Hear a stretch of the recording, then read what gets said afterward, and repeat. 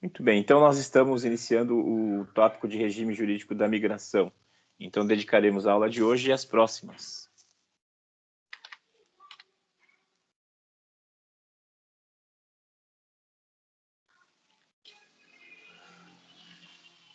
Tá.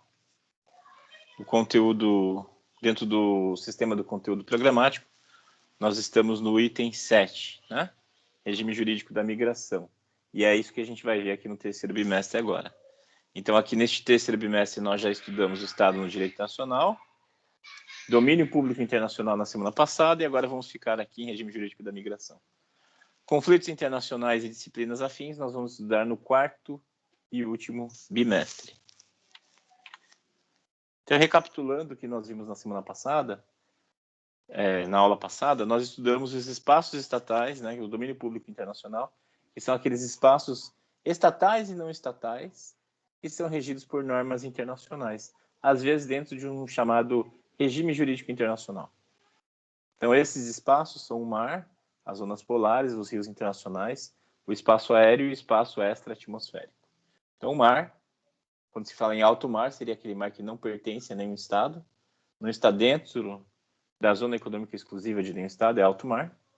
Nós temos regimes para isso.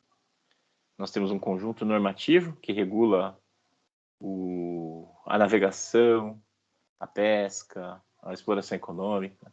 E temos também dentro desse regulamento, que é a Convenção de Montego Bay, de 1982, uma regulamentação para o domínio marítimo dos países, estabelecendo mar territorial, plataforma continental estendida, zona econômica exclusiva, zona contígua. Zonas polares, nós estudamos que existe o Polo Norte e o Polo Sul. O Polo Norte é basicamente regrado pelo direito do mar e mais alguns costumes regionais próprios. E o Polo Sul é composto por um continente, a Antártida, que, no caso, sua ocupação como espaço é regida pelo Tratado da Antártida. Rios internacionais, nós vimos que não há propriamente um tratado sobre rios internacionais. Que normalmente em rios ou bacias hidrográficas, os países se coordenam e criam um regime próprio, um regime específico. Aqui, no nosso caso, nós temos o Tratado da Bacia do Rio da Prata, entre Brasil, Argentina, Paraguai, Uruguai e Bolívia. E daí tem o Danúbio, tem o Nilo, né? Então os rios internacionais são regidos por tratados específicos. É cada caso um caso. Não existe um grande tratado internacional sobre rios. O espaço aéreo, então, pode ser estatal ou não estatal. Estatal seria a coluna de ar atmosférico sobreposta ao território do Estado, ao solo do Estado, né? Porque compõe o seu território, até uma determinada altitude. Acima disso é espaço aéreo, né, internacional. E sobre o alto mar também espaço aéreo internacional. E nós temos regras sobre isso, a Convenção de Chicago, de 1951. E o espaço extra-atmosférico também é regido por uma convenção de 1967, que diz, entre outras disposições, que nenhum corpo celeste pode ser apropriado por nenhum país. Pronto. Isso é o que nós estudamos na aula anterior. Então vamos estudar regime jurídico da migração. Então hoje, especificamente, nós vamos dedicar a esses tópicos, a falar da nova legislação, documentos de viagem, vistos. Nas próximas aulas, nós vamos tratar, na aula da semana que vem, nós vamos tratar de impedimento de ingresso e retirada compulsória, e depois a gente vai falar de apatridia, reunião familiar, refúgio, asilo e cooperação internacional. Por alto, né? Porque os principais tópicos de cooperação internacional eu trasladei para direito internacional privado, como extradição, transferência de execução da pena, expulsão, entre outros tópicos de regime jurídico de cooperação internacional. Muito bem, então a gente vai falar da nova legislação, documentos de viagem e vistos. Então, uma visão geral do que nós chamamos de regime jurídico da migração. Esse tópico era chamado de regime jurídico do estrangeiro. Se vocês pegarem livros mais antigos, livros anteriores a 2017, vocês vão ver que esse tópico é chamado de regime jurídico do estrangeiro. Só que o nome estrangeiro, a palavra estrangeiro, não é mais usado na legislação migratória, embora ela ainda esteja na Constituição, né? Então, errada não está, porque está na Constituição. Mas a legislação não usa mais estrangeiro.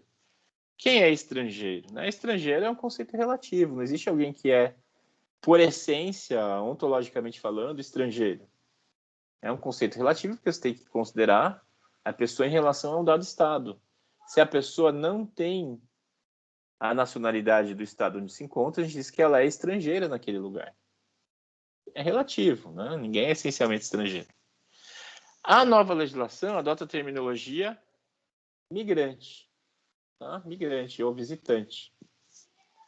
Migrante e visitante é a nomenclatura que a nova legislação usa. E o termo estrangeiro foi deixado de escanteio. Lembrando, né, a diferença migrante é uma categoria ampla que se subdivide em imigrantes e emigrantes. Então, imigrante é aquele que vem, emigrante é aquele que vai. E, de novo, é um conceito relativo, né? Os japoneses que saíram do Japão no navio Kasato Maru, se não me engano, rumo ao Brasil, para os japoneses, eles eram emigrantes. Para os brasileiros, eles eram imigrantes. Tá? É um conceito relativo também. Então, para quem tem dificuldade, eu recomendo o seguinte macete. Importação e exportação. Importação é o que vem, exportação é o que vai. Imigrante é o que vem, emigrante é o que vai. Então, nós temos uma categoria mais ampla, que é migrante.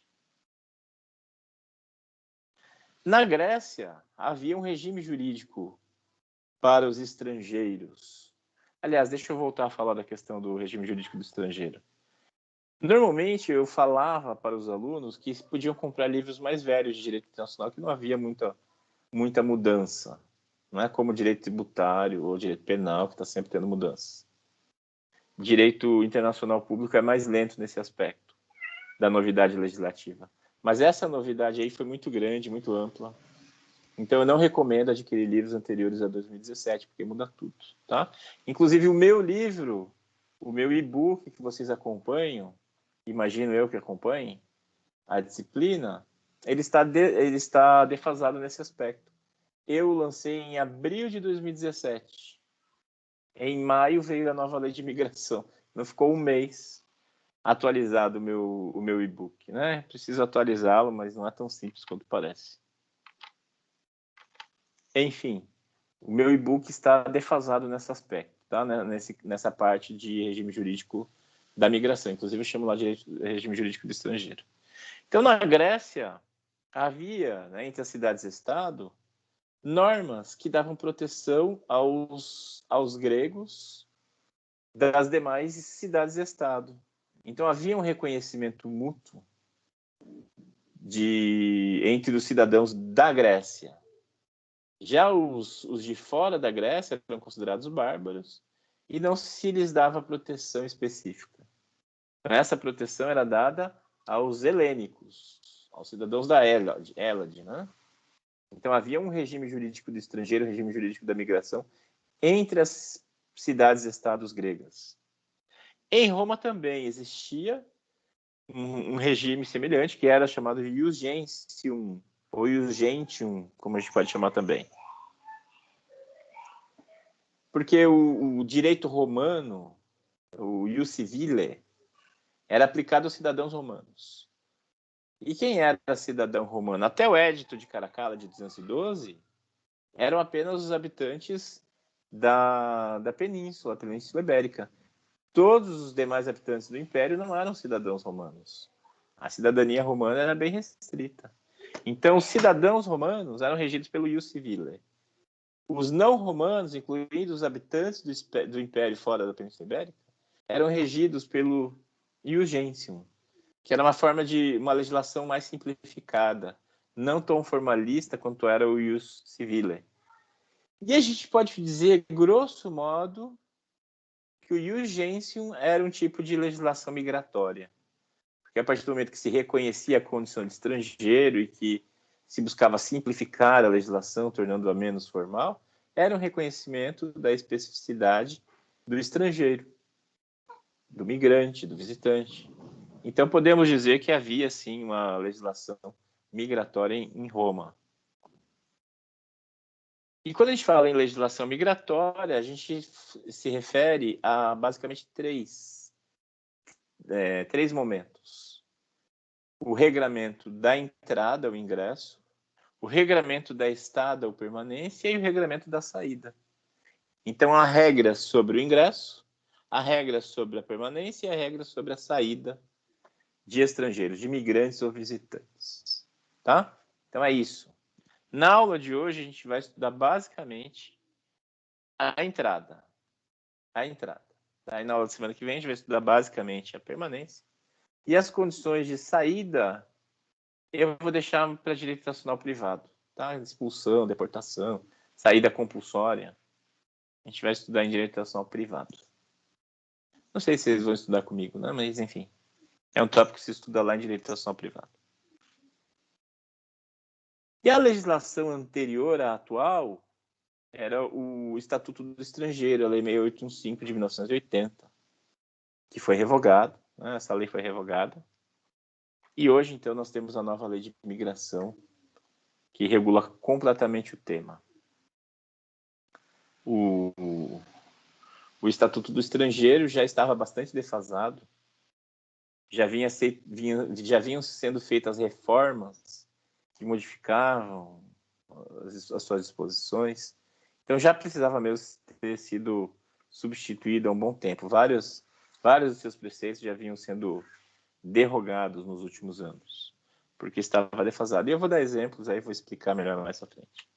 Então, o que nós temos hoje? Nós temos a nova legislação migratória, que é composta por uma lei, a Lei de Imigração, e por um decreto que a regulamenta, o Decreto 9199. Então, a lei é de 24 de maio de 1917. Vejam só, o meu e-book eu lancei no final de abril. No dia 24 de maio já tinha vindo a lei de imigração de 2017. E a lei de imigração, então, ela no final ela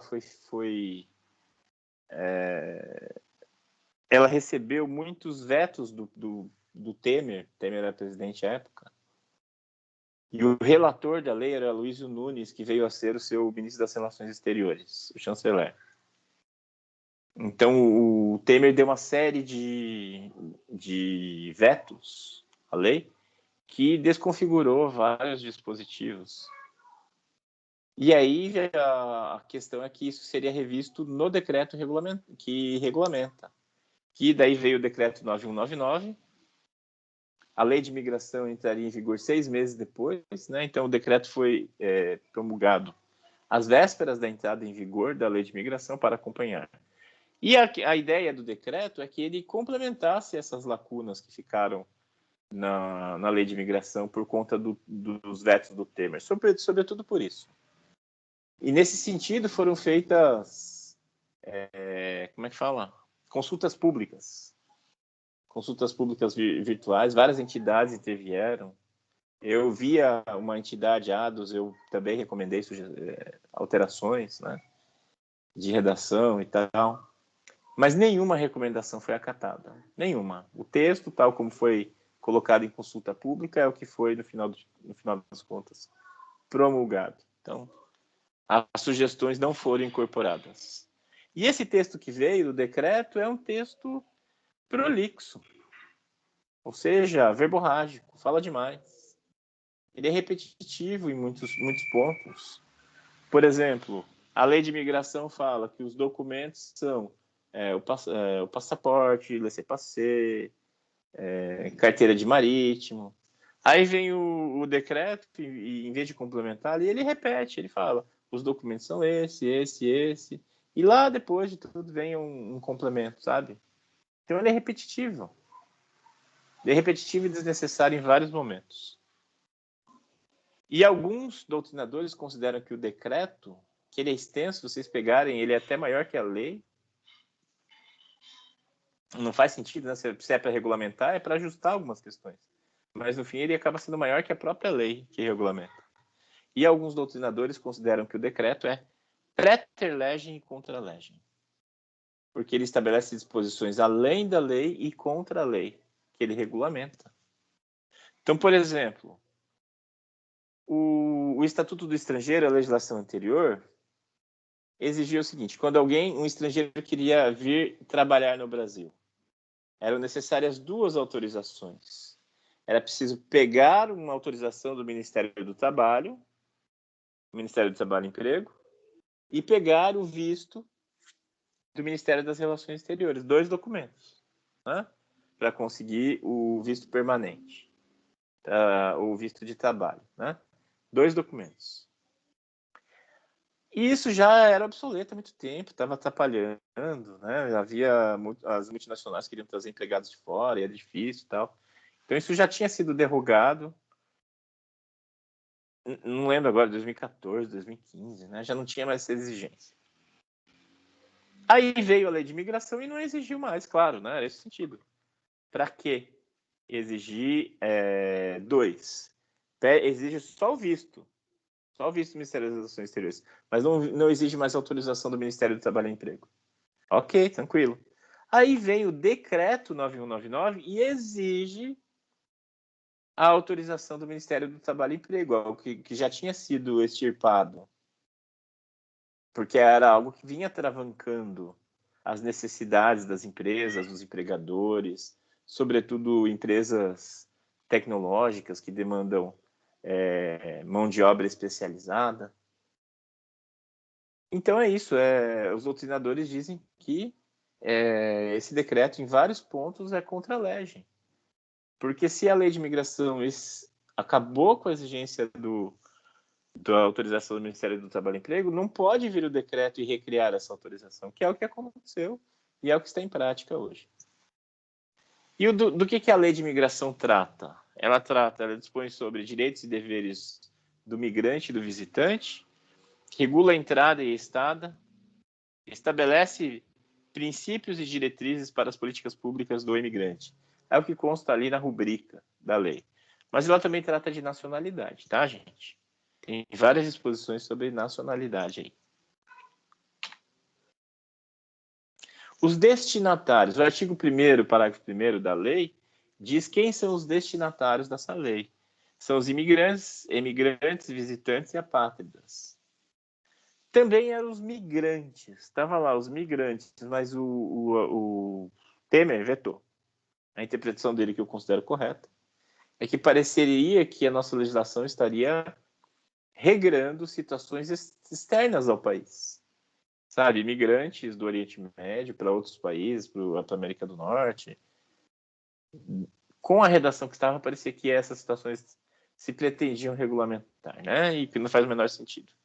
Então, o Temer excluiu a palavra migrante. Então, temos imigrante, emigrante, visitante e apátrida.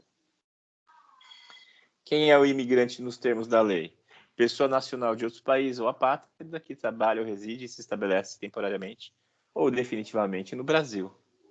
Quem é imigrante? O brasileiro que se estabelece temporário ou definitivamente no exterior. Vejam só que interessante. A lei de imigração também trata do brasileiro que vive fora do Brasil. Lhe dá proteção, lhe dá garantias. Mas essa parte da lei não nos interessa, tá, gente? Aqui na disciplina Direito Internacional Público nos interessa o viés internacionalista, ou seja, não nos interessa como o Estado brasileiro regula a situação de brasileiros ainda aqui no exterior. Esse seria um assunto de direito internacional privado, né? Mas aqui para nós não. Para nós interessa como o Estado brasileiro regula a entrada, permanência e saída de estrangeiros, de imigrantes ou visitantes aqui no Brasil. Pessoas que não têm a nacionalidade brasileira. Visitante é pessoa nacional de outro país ou apátrida que vem ao Brasil para estadas de curta duração, sem pretensão de se estabelecer temporário ou definitivamente no território nacional. Então, visitante, como o nome já diz, né, a pessoa que vem para curtas estadas, seja turista, seja estudante, seja um empregado que vem ficar por um período curto, seja jornalista. Então, é o visitante. Apátrida é a pessoa que não seja considerada como nacional por nenhum estado, segundo a sua legislação, nos termos da Convenção sobre o Estatuto dos Apátridas. E eu vou deixar para falar do caso Mahamama na semana que vem. Uma palhinha. É uma moça de origem sírio-libanesa, mas que não tem a nacionalidade nem da Síria nem do Líbano. Ela migrou para o Brasil em 2014, foi reconhecida como apátrida e se naturalizou brasileira, tá? Desculpem o spoiler, mas é do que nós vamos falar na semana que vem. Vou expor esse caso para vocês. Então, esses são os destinatários da Lei de Imigração.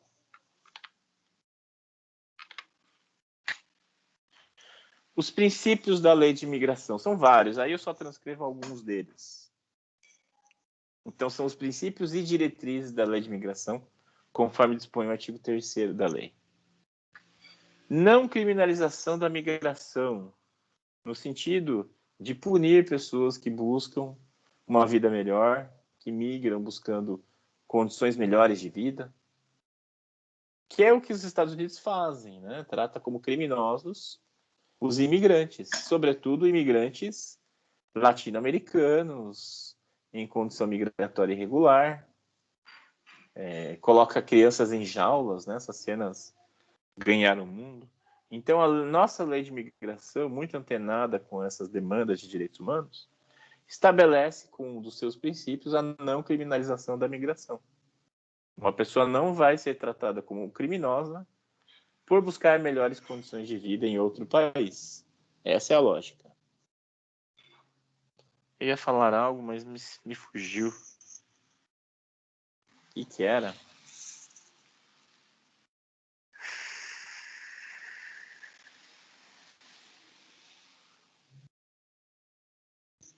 Fugiu. Repudia a xenofobia e ao racismo, também antenada com os pleitos recentes da sociedade. A acolhida humanitária.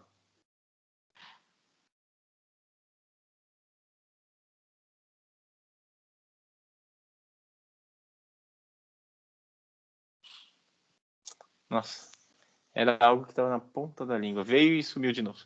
Acolhida humanitária, ou seja, pessoas que estejam numa situação periclitante em seu país, poderão ser recebidas no Brasil, né, se entrarem, e haverá uma acolhida a essas pessoas.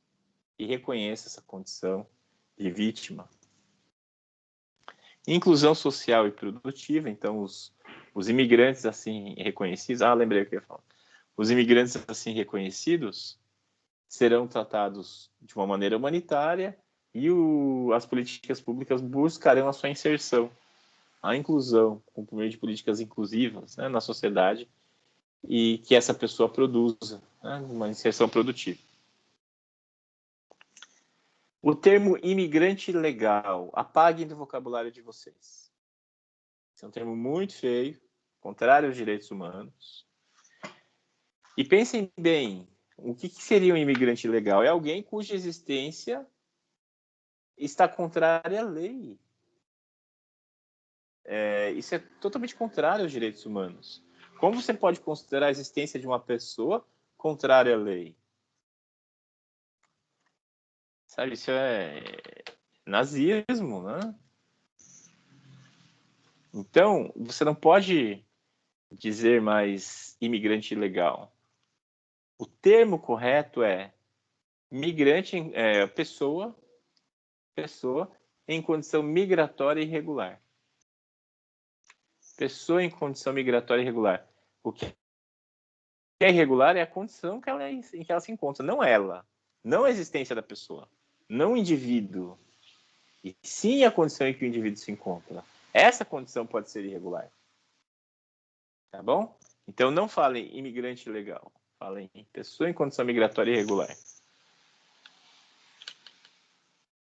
Proteção ao brasileiro no exterior, como eu falei, é uma das novidades da nova legislação. Só que esse aspecto não nos interessa.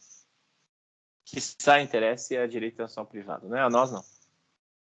Acesso igualitário a benefícios sociais, educação, saúde e trabalho. Então, filhos de imigrantes podem estudar. Imigrantes em condição migratória irregular podem trabalhar. Tem direito ao SUS. políticas públicas. Nossa, repeti aí, proteção brasileira no exterior. Migração e desenvolvimento humano no local de origem, como direitos inalienáveis de todas as pessoas. Promoção do reconhecimento acadêmico do exercício profissional no Brasil, nos termos da lei. Repúdio a práticas de expulsão, de deportação coletivas, etc. São vários os princípios e diretrizes que aparecem aí no artigo 3º da Lei de Imigração. Aí eu destaquei só alguns. Deportação coletiva, expulsão ou deportação coletiva. São aquelas situações em que a punição extrapola a pessoa do delituoso, né? Do criminoso. E aí pune-se a família, pune-se o seu grupo. Agora, isso também pode se referir àquelas deportações em massa, tais como foram feitas pelo Stalin na União Soviética depois da Segunda Guerra Mundial. Populações inteiras que haviam dado suporte aos invasores nazistas foram deportadas para a Sibéria. Assim, centenas de milhares de pessoas deportadas do seu lugar de origem para a Sibéria, como forma de punição coletiva. Então, foi uma deportação coletiva perpetrada aí no governo de Stalin. É um evidente crime de direitos humanos, claro. Entre outros princípios e diretrizes, tá? Aí eu só elenquei alguns.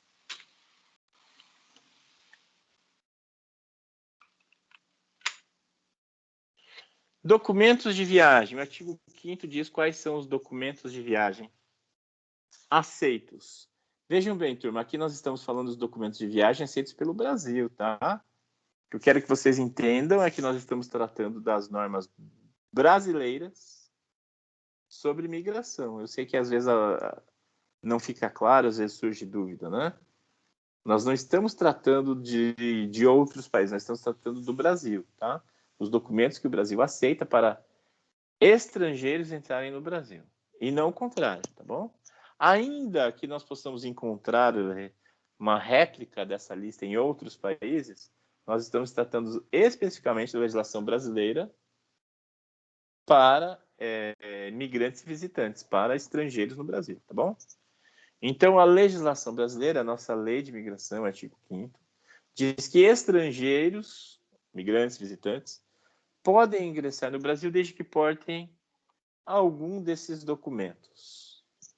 Passaporte, laissez-passer, autorização de retorno, salvo-conduto, carteira de identidade marítima, certificado de membro de estipulação de transporte aéreo, carteira de matrícula consular, documento equivalente à identidade civil, documento estrangeiro equivalente, quando admitidos em tratados, e outros documentos previstos em regulamento. É isso. Um estrangeiro pode entrar no Brasil possuindo um desses documentos. Vejam, eu sei que isso também é normalmente confundido pelos alunos. Uma coisa é o documento, outra coisa é o visto. Tá? São duas coisas diferentes. Para um estrangeiro entrar no Brasil, ele precisa ter o visto. O documento é o suporte onde será aposto esse visto, tá bom? Então são duas coisas diferentes, não vamos confundir. Então primeiro estamos falando dos documentos aqui. Na sequência nós vamos falar dos vistos, dos tipos de vistos existentes na nossa legislação.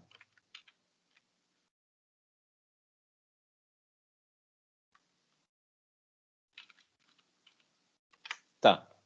Passaporte. Tem uma previsão em convenção internacional sobre passaporte. Todos os países pedem passaporte, seguindo o regramento dessa convenção internacional.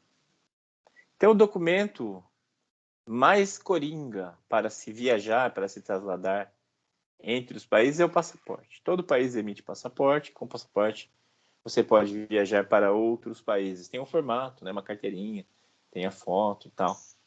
Tem documento, tem informações padrão. O passaporte brasileiro é bastante visado por falsários. Então, o brasileiro, quando viaja para o exterior, tem que tomar muito cuidado com o passaporte. Ele é muito visado, né? Por que o passaporte brasileiro é visado?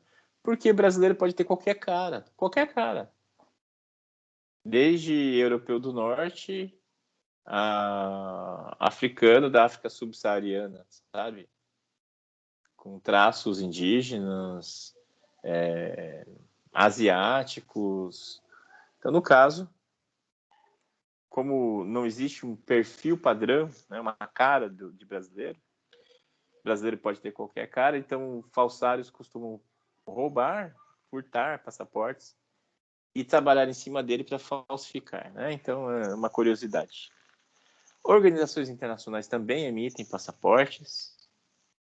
O passaporte, como as relações consulares com Taiwan são prejudicadas, desculpe, falei errado. Como as relações diplomáticas com Taiwan são prejudicadas, também o Brasil e Taiwan não tinham relações consulares, mas já tem alguns anos, uns 3 anos, foi restabelecida foram restabelecidas as relações consulares com Taiwan. O resultado é que o passaporte de Taiwan vale no Brasil e o passaporte brasileiro é reconhecido em Taiwan. Laissez-passer, esse nome mesmo em francês, que traduzido seria algo como deixar passar. E na lei aparece com esse nome mesmo, em francês mesmo. Laissez-passer é um documento concedido pelo Ministério das Relações Exteriores ou pela Polícia Federal, que é a nossa Polícia Migratória, a estrangeiros que não tenham nenhum dos outros documentos. Então, é uma questão casuística. Então, o estrangeiro se apresenta para ingressar no Brasil e não tem nenhum dos outros documentos. Não tem passaporte, não tem carteira de marítimo, não tem nada, né? Aí, por ato discricionário, seja da Polícia Federal, seja do MRE, será concedido o laissez-passer. Então, imagino assim, o estrangeiro chega, conta uma história, sei lá, que foi roubado, foi furtado, levaram o passaporte, ele não consegue ingressar. E daí pode ser concedido o laissez-passer para ele. Ou então alguém que venha de uma condição, de uma situação beligerante, tendo fugido de uma guerra, enfim. O laissez-passer é para isso, para esses casos particulares. A autorização de retorno é um documento que se concede a estrangeiros, migrantes ou visitantes, para que eles possam retornar ao Brasil sem temor de serem barrados. Porque muitas vezes o estrangeiro vive no Brasil, né? E ele precisa voltar para casa, ele precisa ir visitar a família, tem alguma emergência no seu país de origem, e é demandada a sua presença lá, e precisa ir. Mas o estrangeiro aí tem medo de não poder voltar, de ser barrado no seu retorno. Então ele prefere não viajar nessas circunstâncias. Então, para facilitar a vida dessas pessoas, foi criado esse documento que não existia no Estatuto do Estrangeiro, que é a autorização de retorno. Então, ele requer esse documento, ele consegue, e ele pode viajar com tranquilidade, porque está autorizado seu retorno ao Brasil. Salvo-conduto é um documento que se concede a essa pessoa para assegurar que ela não será presa em seu traslado, em seu trajeto. Um exemplo é do caso Assange, o Julian Assange. Julian Assange era o criador do Wikileaks, que difundia documentos secretos. Os Estados Unidos decretaram a sua prisão, ele seria extraditado pelo Reino Unido para a Suécia. Então, para fugir desse destino, ele se refugiou na Embaixada do Equador em Londres. E lá ele ficou anos, até este ano, quando o governo do Equador mudou, e entregaram ele para ser preso pelo Reino Unido. Eu não tenho acompanhado mais, não sei o que aconteceu com ele. Mas a questão é, enquanto o Julian Assange estava na Embaixada do Equador em Londres, o governo equatoriano pedia o salvo-conduto para poder levá-lo para outro lugar, levá-lo para o Equador, que seja. Mas o governo britânico denegou aí a concessão do salvo-conduto. Um exemplo de salvo-conduto recente aqui no Brasil foi o que se concedeu ao Evo Morales. O Evo Morales foi deposto por um tipo de golpe da legitimidade, né, na Bolívia. E aí ele ia pelo asilo político para o México. Só que o avião do México sobrevoaria o território brasileiro. E havia o temor de que ele fosse preso no Brasil, porque poderia acontecer de as autoridades, né, as novas autoridades bolivianas, fazerem a requisição da prisão e extradição do Evo Morales enquanto ele estivesse passando pelo Brasil. Então, o governo do México pleiteou e o Brasil concedeu um salvo-conduto, uma autorização para o avião do Evo Morales transitar pelo Brasil, rumo ao exílio, sem risco de o Evo Morales ser preso no Brasil. E o Brasil já requereu o salvo-conduto para a Bolívia. Então, isso já tem uns tantos anos, uns 15 anos isso. Um senador boliviano, se dizendo perseguido, pediu asilo político ao Brasil na embaixada do Brasil, no consulado do Brasil em La Paz. Foi concedido, né? E ele ficou lá morando no consulado do Brasil. E o Brasil requeria à Bolívia um salvo-conduto para permitir que esse senador transitasse pelo território brasileiro, pelo território boliviano, saindo do consulado do Brasil, transitasse pelo território boliviano, rumo ao Brasil sem medo de ser preso. E o governo boliviano, na época, o presidente Evo Morales, negou o pedido de salvo-conduto. Vejam só que ironia das coisas, né? O Evo Morales negou salvo-conduto a esse senador para que ele pudesse deixar a Bolívia, e depois ele requereu ao Brasil um salvo-conduto via México, né? Para poder deixar a Bolívia rumo ao exílio passando pelo Brasil. Vejam só. Esse senador acabou sendo trazido ao Brasil por um diplomata numa situação muito temerária. Isso foi em 2012, isso gerou um grande estresse no Itamaraty. E hoje eu não sei mais como é que está essa situação. E esse senador já morreu há alguns anos também, vivendo aqui no Brasil. Carteira de identidade marítima. Quem trabalha em um navio tem essa carteira, essa identificação. Então, no caso, navios estrangeiros que aportem aqui no Brasil, aquela tripulação que ali está pode entrar no Brasil apresentando essa carteira. Atenção, não é visto, tá, gente? É só o documento. Certificado de membro de tripulação de transporte aéreo, mesma coisa. Quem trabalha em empresas aéreas, em voos internacionais, tem esse documento, essa carteira, que funciona como uma espécie de passaporte. Então, é um documento válido. Carteira de matrícula consular. Os consulados emitem esses documentos e é considerado um documento válido para entrar no Brasil. E o próximo, que eu dou exemplo. Documento de identidade civil ou documento estrangeiro equivalente quando admitidos em tratado. Então, pessoas de outros países podem entrar no Brasil apresentando o seu documento de identidade. De quais países? No caso, o Brasil faz parte de um tratado sobre o tema, que é o Acordo sobre Documentos de Viagem dos Estados-Partes do Mercosul e Estados Associados, de 2008, que veio a ser alterado por Acordo Modificativo de 2014. Então, no caso, esses documentos de identidade são documentos aceitos para permitir a circulação entre os países.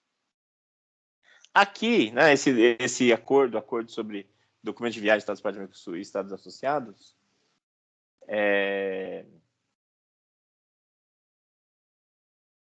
ele permite o ingresso de cidadãos de um país nos outros, mostrando seu documento de identidade.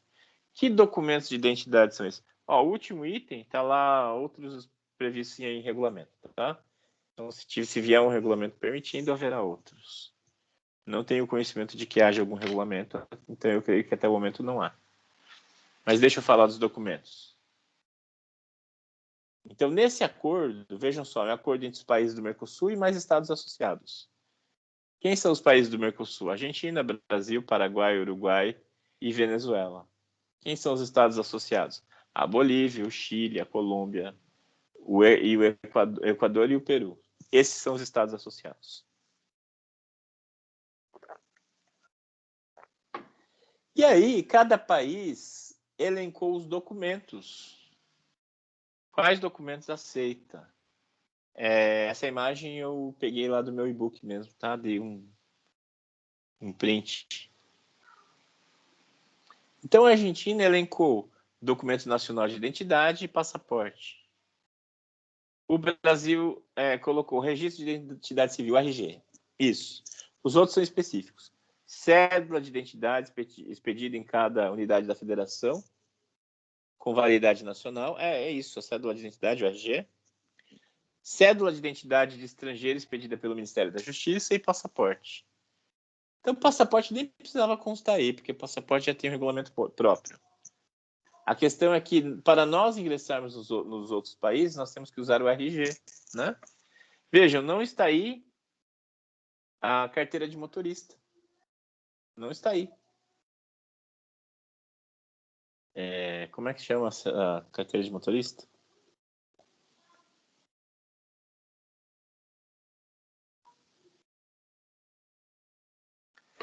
Me fugiu.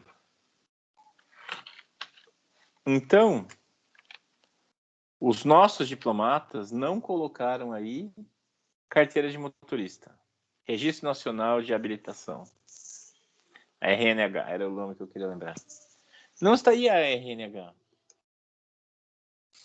O que isso significa? Significa que se nós quisermos entrar nesses outros países, nós temos que apresentar a RG, não CNH. É CNH, Carteira Nacional de Habilitação. CNH. Vocês já foram à Argentina e entraram lá com a CNH? Vocês já tiveram a oportunidade de fazer isso? Mesmo o RG, né? O documento é RG, mas às vezes a autoridade migratória lá implica com documentos. Só com identidade, professor. Pode falar, Ana, tô te ouvindo. Eu só entrei com identidade. Nunca tentei com CNH. Alguém tentou com CNH? Ninguém? Eu já entrei com a CNH, professor. Quem está falando? Daniel. E você lembra da pergunta que fizeram quando você apresentou o documento? Não. Quando eu fui, eu já estava liberado a CNH. Teve uma vez que eu fui, era só RG mesmo. Inclusive, eu tinha levado só a CNH, eu tive que voltar para o Brasil. Ah, não permitiram você entrar com a CNH? Não, a primeira vez, né? Depois liberaram para entrar com a CNH a outra vez que eu fui. Aí só apresentei e perguntaram até onde eu ia, né? É isso que eu queria. Perguntaram até onde você ia. E o que você disse? Isso. E o que você disse? Até onde você ia? Tá. Eu ia até Eldorado. Estava fazendo um passeio de moto no local. Então foi isso, Daniel, que aconteceu. O tratado prevê só RG. Só RG. Você quer entrar na Argentina, só RG. A CNH não está ali. Agora, a autoridade migratória admite a CNH se você vai até Porto Iguaçu para o trânsito fronteiriço. Então, a CNH é aceita. Eles te perguntam, até onde você vai? Se você fala que vai até Porto Iguaçu, eles aceitam a sua CNH. Por liberalidade deles. Agora, se você vai para mais longe, como você falou, que ia para outro lugar, aí eles já não aceitam mais a CNH, tem que ser RG. E é por isso que provavelmente você teve que voltar para pegar o seu RG. E o que eu quero deixar claro é que isso é uma liberalidade deles, tá, gente? Aceitar ou não a CNH. Não está no tratado. O tratado lá para brasileiro é só RG. Então não tem direito nenhum de exigir que eles aceitem a sua CNH. É só RG mesmo. Por isso, o Daniel teve que voltar a buscar o seu RG, né? Não aceitaram a CNH dele. Opa, passei muito. Vejam que cada país colocou os seus documentos, né? Paraguai, Uruguai, a Bolívia, o Chile, tem lá. Alguns colocaram vários documentos. Olha a Colômbia. A Colômbia colocou um monte. Por que os nossos diplomatas não colocaram a CNH? Eu não sei. Eu gostaria de saber. É documento com foto, aceito nacionalmente. Poderiam ter posto. Não puseram. Sorte dos nacionais dos outros países que tiveram uma diplomacia que soube representar melhor seus interesses, né? E isso me acontece, ou acontecia pré-pandemia, né? Muito quando vinham amigos me visitar. Eu sempre falava, traga o RG, traga o RG.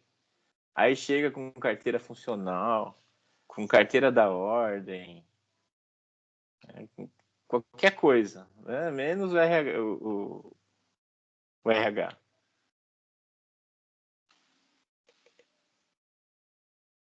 Muito bem.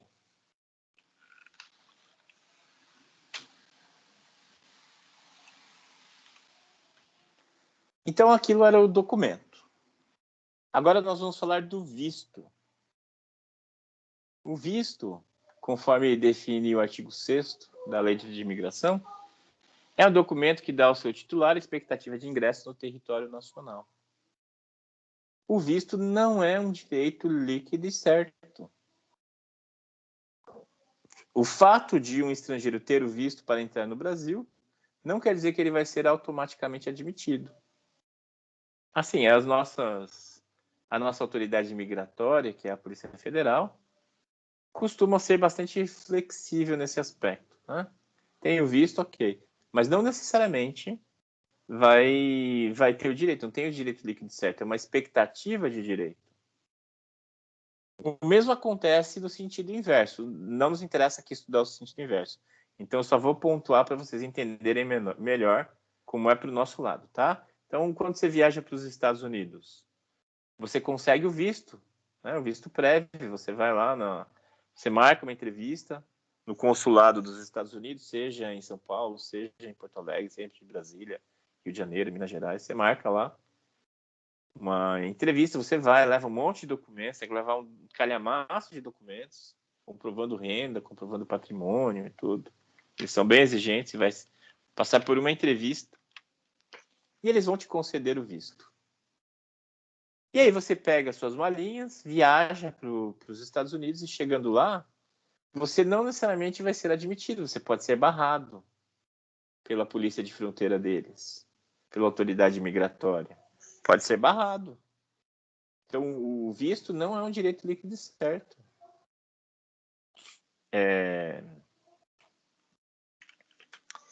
E a autoridade migratória é treinada para discriminar. Sabe tudo isso que a gente aprende no século XXI, a não discriminar, né?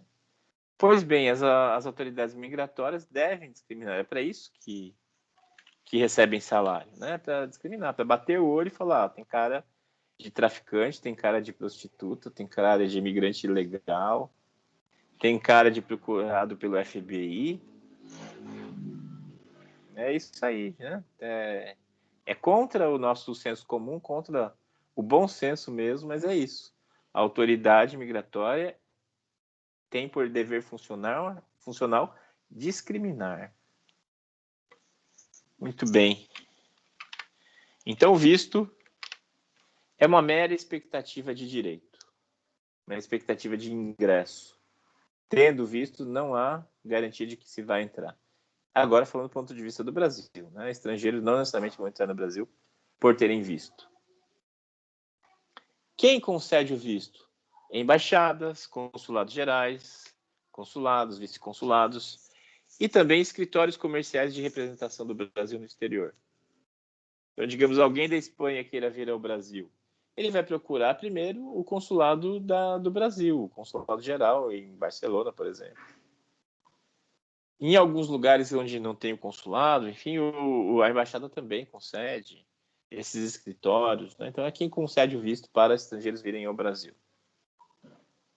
Então, como eu falei, é uma expectativa de direito de ingresso. Ele é concedido discricionariamente. A autoridade vai conceder ou não. A autoridade administrativa. A questão da reciprocidade. O Brasil, isso é problemático. O Brasil, tradicionalmente, adotava o princípio da reciprocidade nesse aspecto. Mas essa reciprocidade está prejudicada neste governo. Até este governo, o Brasil atribuía as mesmas condições de concessão de visto para os países que concediam o Brasil, né, os brasileiros. Por exemplo, os Estados Unidos exigem visto prévio. O que é visto prévio? Antes de viajar, você tem que conseguir o visto. Então, se você quer ir para os Estados Unidos, não é só comprar passagem e ir. Você tem que conseguir o visto antes. Você vai agendar lá a reunião, a entrevista no consulado e vai conseguir o visto. E aí você pode viajar para os Estados Unidos. Já para outros países, como os países do espaço Schengen, que é o que eu vou mostrar na sequência, nós brasileiros não precisamos de visto prévio. O visto é concedido no momento do ingresso. É pelo menos assim por enquanto, tá? É triste falar, mas a partir de 31 de dezembro do ano que vem, 2022, os países do espaço Schengen vão passar a exigir visto prévio dos brasileiros. É muito triste. Enfim, a Espanha, por exemplo, é do espaço Schengen. Nós não precisamos de visto prévio, é só comprar passagem e viajar para a Espanha. Aí se concede o visto no momento do ingresso.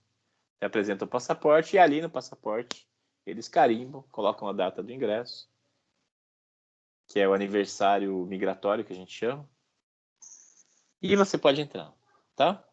Mas isso é uma faca de dois gumes, porque você pode ser barrado também.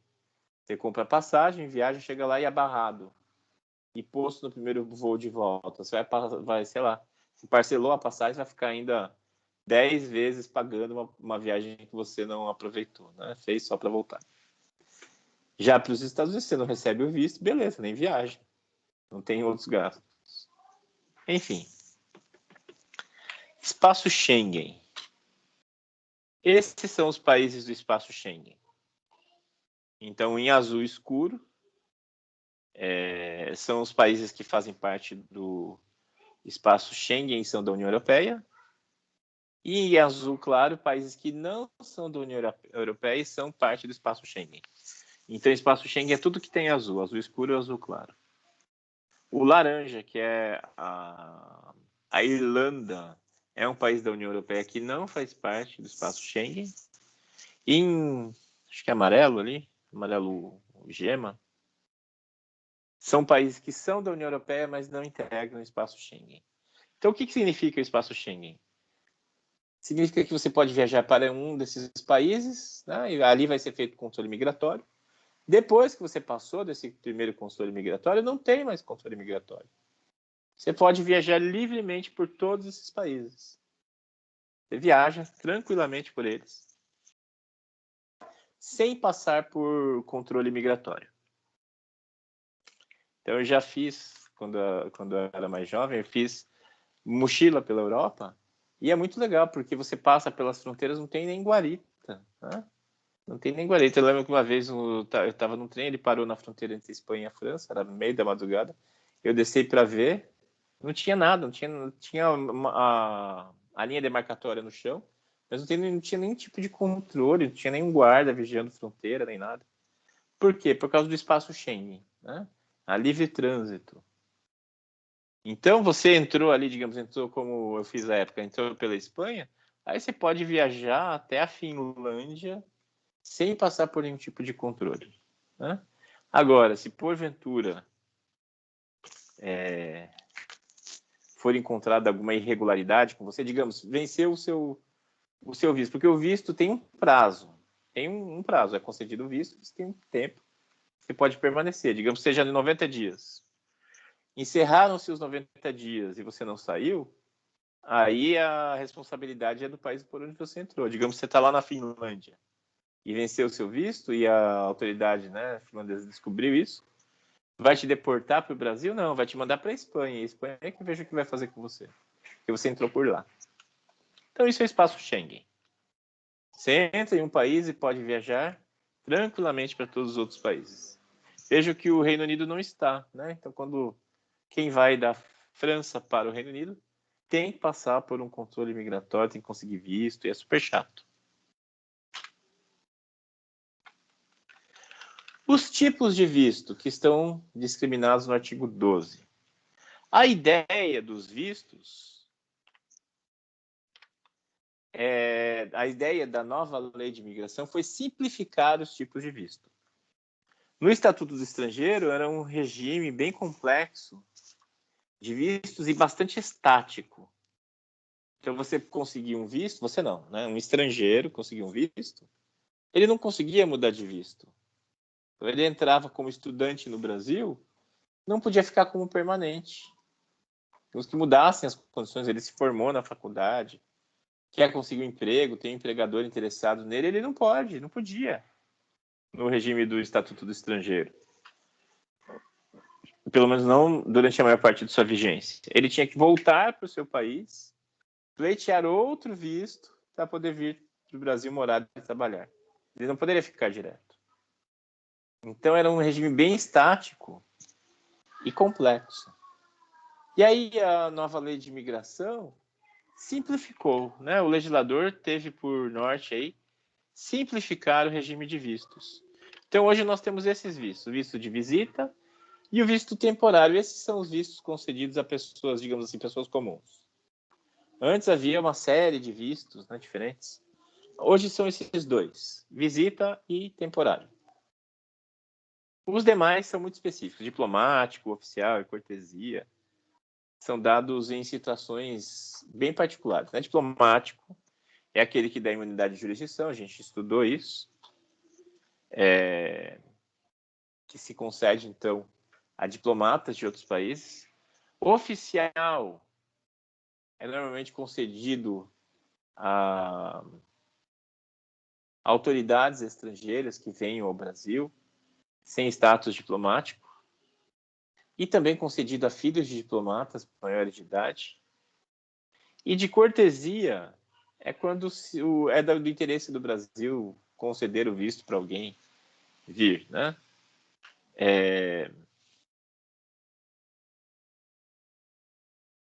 Então, vamos falar de visita e do temporário. Há várias modalidades do visto de visita.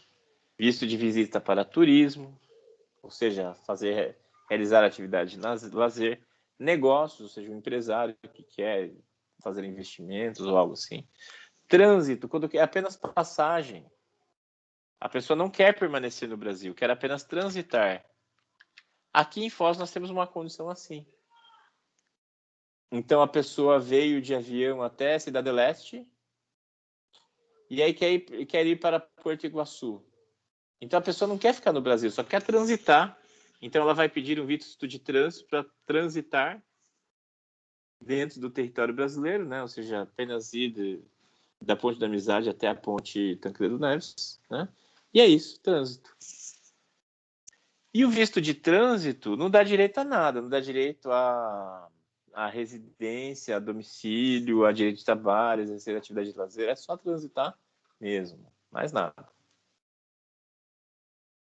Um exemplo inverso, né? A gente está olhando o regime brasileiro de imigração, mas vamos olhar um outro, nos Estados Unidos. Os Estados Unidos exigem que a pessoa requeira o visto de trânsito que vai ficar no aeroporto para pegar uma conexão internacional. Então, por exemplo, quem viaja à Austrália a partir do Brasil, um caminho bem comum é fazer escala em São Francisco. São Francisco, eu acho que é São Francisco ou Los Angeles. Não sei onde que é o aeroporto, o hub deles. Então, a pessoa que viaja daqui para a Austrália fazendo essa triangulação, às vezes tem que ficar lá 24 horas no aeroporto, numa escala, horas esperando. Os Estados Unidos exigem visto de trânsito. Então, quem vai para a Austrália por esse caminho, além de conseguir o visto da Austrália, tem que conseguir o visto de trânsito dos Estados Unidos, e pleitear 2 vistos. A ideia é que, às vezes, a pessoa precise sair do aeroporto, sei lá, vai para o hospital e tal. Então, é para isso que precisa do visto de trânsito. Atividades artísticas ou desportivas, quando a pessoa vem para um sarau, um evento, uma exposição de artes, ou para participar de um campeonato, e outras hipóteses. Nas Olimpíadas, na Copa do Mundo de 2014, foi concedido visto diplomático. Não, foi concedido visto oficial a todos os jogadores de futebol que vieram, né, representar suas seleções na Copa do Mundo. E por isso eles foram tratados como autoridades estrangeiras. Eles receberam proteção da Polícia Federal, por exemplo. Eu não sei como foi nas Olimpíadas do Rio de Janeiro. Provavelmente foi a mesma coisa. O visto temporário. No regime anterior havia assim, regras bem congeladas, né, bem petrificadas para cada um dos vistos. Temporário de pesquisa. Tanto tempo, tantas saídas. Temporário de estudo, né? Tanto tempo pode ficar, não sei. E eram datas, e era preciso memorizar esses prazos, era uma chatice. Agora o regime está bem mais claro. E alguns direitos podem ser acumulados. Por exemplo, o direito de reunião familiar. Então, a pessoa tem o visto temporário e pode requerer reunião familiar, ou seja, trazer um parente, né? A avó, a enteada que ficou lá no país, né? Requer e pode conseguir. Então, temporário tem as seguintes modalidades: temporário para pesquisa, para ensino ou extensão, para tratamento de saúde, para acolhida humanitária, para estudo, para trabalho, para férias de trabalho, que são férias mesmo, né? Atividade religiosa, serviço voluntário, investimento, reunião familiar, atividade artística ou desportiva, com contrato por prazo determinado. Vocês não têm ideia de quanto isso aqui é mais simples do que era o regime anterior. E a principal mudança, a meu ver, é que esses vistos podem ser acumulados com direitos, né? Direito de reunião familiar, por exemplo. E a gente vai ver na semana que vem outras condições migratórias, como o residente fronteiriço, como as situações em que a pessoa pode ser barrada, impedimento, chamado de impedimento de ingresso. Então a pessoa tem o documento, tem o visto, mas é impedido o ingresso dela. Disso nós vamos ver na semana que vem, tá? Disso nós vamos falar na semana que vem. E com isso encerramos.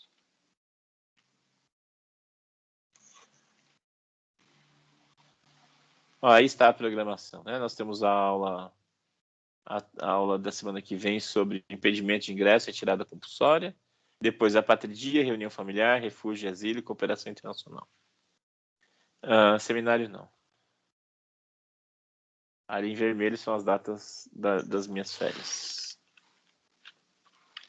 Então é isso, turma. Fazer a chamada. Se ninguém tiver nenhuma dúvida, a gente encerra.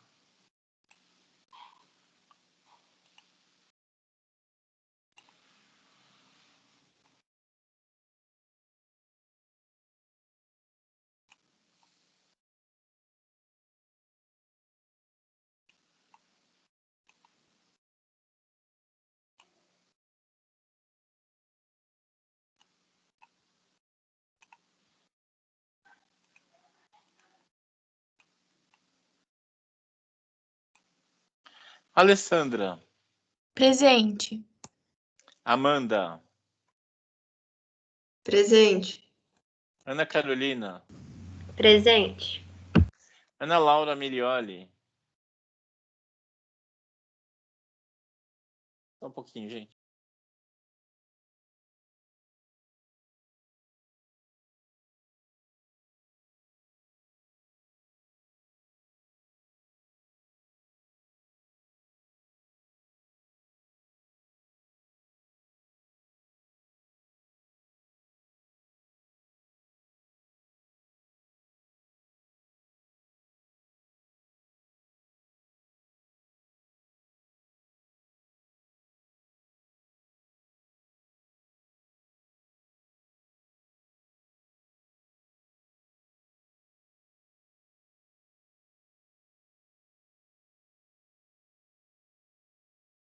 Oi, tô de volta. Ana Laura Milioli falou presença? Ana Laura Pessoas. Presente. Ana Letícia. Presente. Ana Maria Alberton. Presente. Ana Maria Prebianca. Cibele. Presente. Daniel. Presente, professor. Débora. Presente. Emanuele da Silva. Emanuele de Carvalho. Emerson. Emily. Presente. Flora. Gabriel Estevão. Presente, professor. Gabriel Novelli. Gabriel Rabaioli. Presente, professor. Gabriela Alves. Presente, professor. Gabriela Correia. Presente. Gabriela de Oliveira. Presente. Gilmara. Graciela. Isadora de... Presente. Oi, desculpa, Graciela. Ok. Isadora de Souza. Presente. Isadora Tassiani. Presente. João Luiz. Presente, professor. José. Laisa. Presente. Lucas. Presente, professor. Maria. Presente, prof. Prof, só para te avisar que a Ana Maria Prebianca respondeu no chat, tá? Ah, tá. Obrigado pelo aviso. Nada. Maria Prebianca. Ok, presença para ela. Murilo. Presente. Natan. Omar. Presente. Paola. Presente. Pietro. Presente. Rafael. Presente, professor. Vanessa. Presente. Yasmin. Prof, a Flora Eu. também ficou no chat. Ah, tá. Flora. Feito. Mais alguém? Não, né? Não, prof. Tá joia. Obrigado pelo aviso. Então é isso, gente. Encerramos aqui. Obrigado. Bom fim de semana. Semana que vem a gente continua com regime jurídico da migração. Tá? Tchau, Final de tchau. Boa semana, noite. Tchau, Bom final de semana, professor. Vocês também. Boa noite e bom fim de semana.